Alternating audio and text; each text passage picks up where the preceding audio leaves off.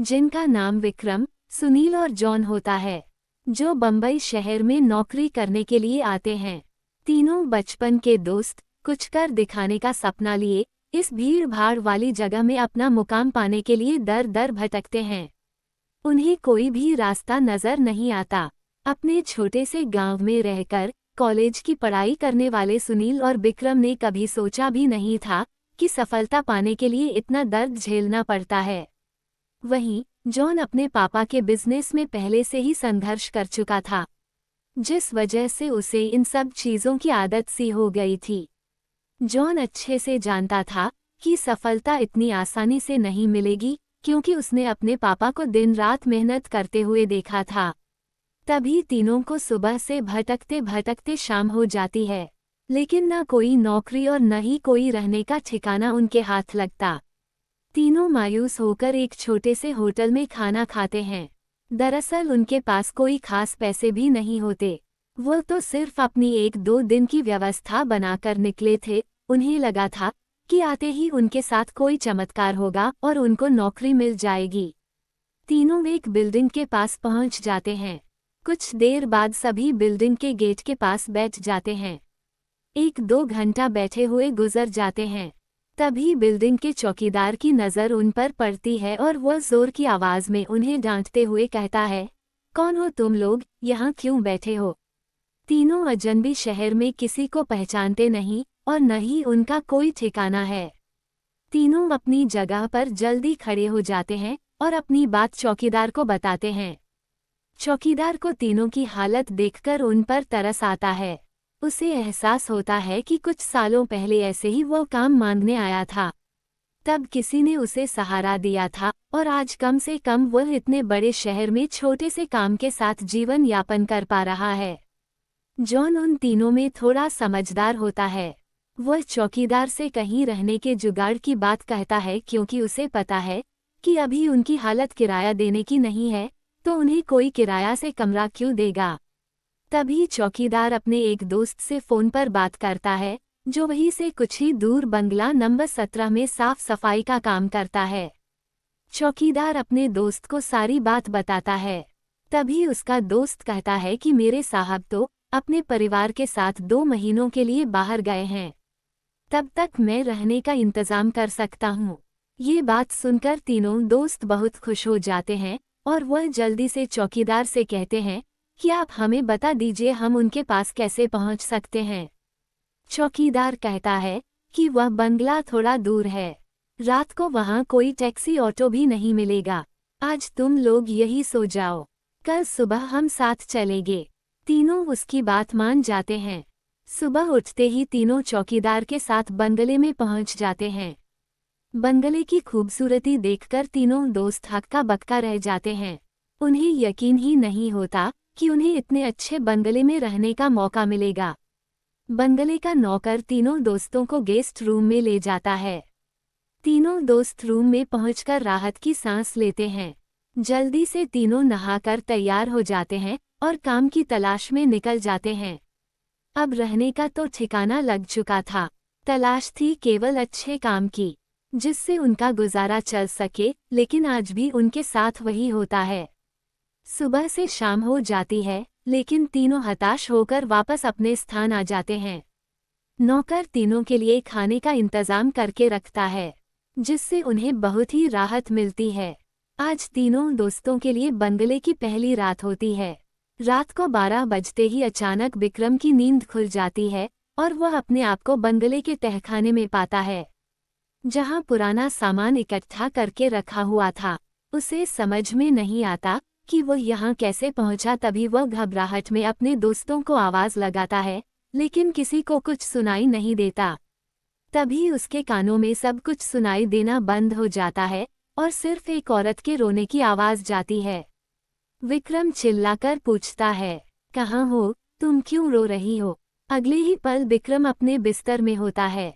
वह डर के कारण पसीने से लथपथ हो जाता है। वह अपने दोस्तों को जगाता है। सुनील और जॉन दोनों उसकी बात का मजाक उड़ाते हैं और कहते हैं, तुमने कोई सपना देखा होगा, इस बंगले में तो हमारे अलावा कोई भी नहीं है। और विक्रम भी अपने दोस्तों की बात का यकीन करके इस घटना को बुरा सपना समझकर नजरअंदाज करके सो जाता है।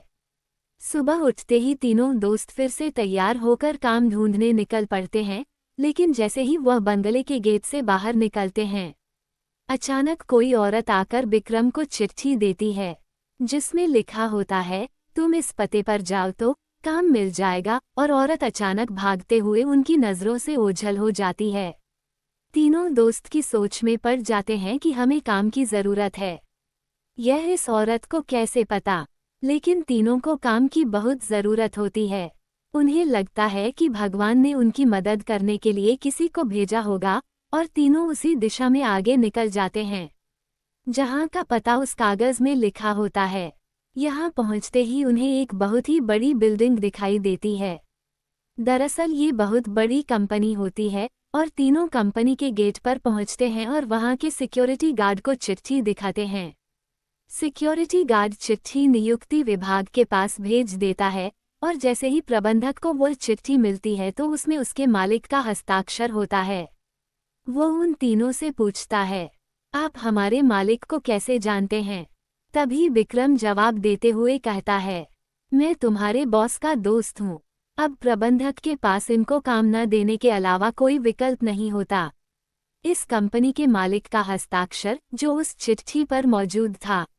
कंपनी के मालिक 7 दिनों की ट्रिप पर विदेशी कंपनियों के दौरे में थे, और उस बीच उनसे कोई संपर्क नहीं था, इसलिए प्रबंधक ने उन तीनों को काम पर रख लिया और अपने साथ उन्हें काम की जगह दिखाने ले गया। लेकिन विक्रम अचानक ही दूसरे रास्ते की तरफ मुड़ जाता है, और वह सीधे बॉस के चैम्बर के सामने पहुंचता है और दरवाजे के ताले को पासवर्ड से खोल देता है। कंपनी का प्रबंधक ये देखकर के आश्चर्यचकित रह जाता है। उसे यकीन ही नहीं होता कि जो पासवर्ड केवल कंपनी के मालिक को पता है, वो इसे कैसे पता चला। अब प्रबंधक उसे कोई खास आदमी समझने लगता है। उसे पूरा यकीन हो जाता है कि हो ना हो ये व्यक्ति बॉस ने ही भेजा है, और वो उसे बिना रुके हुए अंदर जाने की इजाज़त दे देता है। जॉन और सुनील ये सब देखकर समझ नहीं पाते कि विक्रम को ये सब कैसे पता। तभी अचानक विक्रम सभी को बॉस के चेंबर से बाहर जाने को कहता है और चेंबर का दरवाज़ा बंद कर देता है। कुछ ही घंटों के बाद प्रबंधक को बॉस का फ़ोन आता है, और बॉस प्रबंधक से पूछता है कि मेरे कंप्यूटर को किसी ने इस्तेमाल किया था। तभी प्रबंधक सारी बात बता देता है। बॉस गुस्से में मैनेजर को बोलता है, जल्दी से जाओ और उसे रोको, नहीं तो मैं बर्बाद हो जाऊंगा।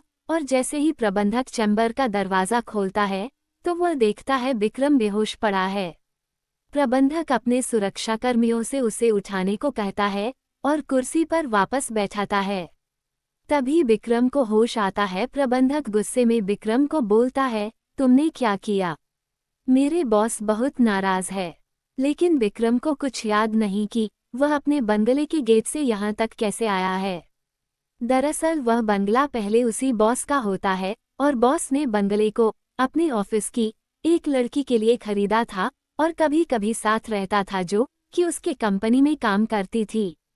बॉस पहले से ही शादीशुदा था और यह बात अच्छे से जानता था कि एक ना एक दिन वो लड़की उसके लिए खतरा बन सकती है, इसलिए वह उसकी निजी अश्लील वीडियो रिकॉर्ड कर लेता है। और जब एक दिन लड़की को ये बात पता चलती है तो दोनों में खींचातानी करते हुए लड़की के सर में चोट लग जाती है और वह दम तोड़ देती है।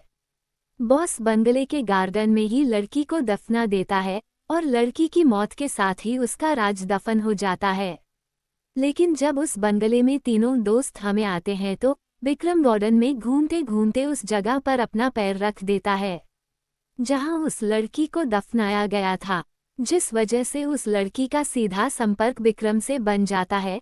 वह विक्रम के अंदर प्रवेश कर जाती है और उसे काबू में करके अपना बदला लेने के लिए ऑफिस प्रवेश करती है, और बॉस की काली करतूत को इंटरनेट में वायरल कर देती है। बॉस को विदेश से ही गिरफ्तार कर लिया जाता है। उसका काला चिट्ठा सबके सामने खुल जाता है और वह बेनकाब हो जाता है। उस लड़की ने मरने के बाद भी अपना बदला ले लिया था, अब शायद उसकी आत्मा को शांति मिल जाएगी। तीनों दोस्त उस बंगले को बुरा सपना समझकर भूल जाते हैं और इस दर्दनाक भूतिया कहानी का अंत हो जाता है। अगर आपको मेरा चैनल अच्छा लगा हो तो आप सब्सक्राइब करके मेरा समर्थन कर सकते हैं। इसके अलावा आप मेरी वीडियो को लाइक और शेयर भी कर सकते हैं ताकि और भी लोग मेरे चैनल से जुड़ सकें। आपकी पसंद और समर्थन के लिए बहुत बहुत धन्यवाद। अगर आपके पास कोई सुझाव हो तो कृपया मुझे बताएं।